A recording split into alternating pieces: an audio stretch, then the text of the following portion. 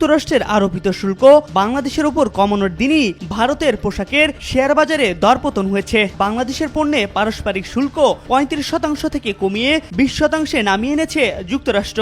অপরদিকে ভারতের পণ্যে ২৫% শুল্ক আরোপ করেছে যুক্তরাষ্ট্র। এরপরই ভারতের তৈরি পোশাক বাজারের শেয়ারে দরপতন হয়েছে।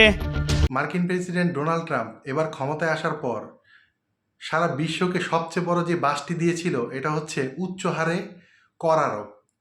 সেইভাবে বাংলাদেশ, ইন্ডিয়া, পাকিস্তান এবং এশিয়ার বিভিন্ন দেশের উপর উচ্চ হারে কর আরোপ করা হয় এবং বাণিজ্য ঘাটতি কমানোর জন্য চাপ প্রয়োগ করা হয়। তো বাংলাদেশ সরকার সে পথেই হাঁটছে।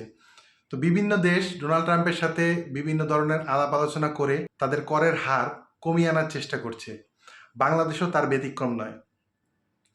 গতকালকে মার্কিন সিনেট থেকে ঘোষণা আসে যে বাংলাদেশের উপর আরোপিত ৩৬% হারে কর কমিয়ে ২০% করা হয়েছে এবং অন্যান্য যেসব শর্ত দেওয়া হয়েছিল তা শিথিল করা হয়েছে।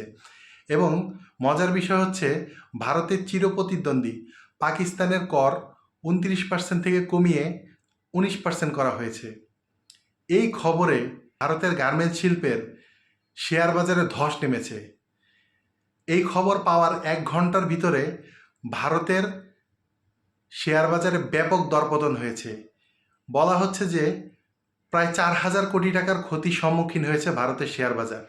নরেন্দ্র মোদীর সব ধরনের কূটনীতি বিফলে যাচ্ছে এবং বাংলাদেশের কূটনীতি সফল হতে দেখা যাচ্ছে।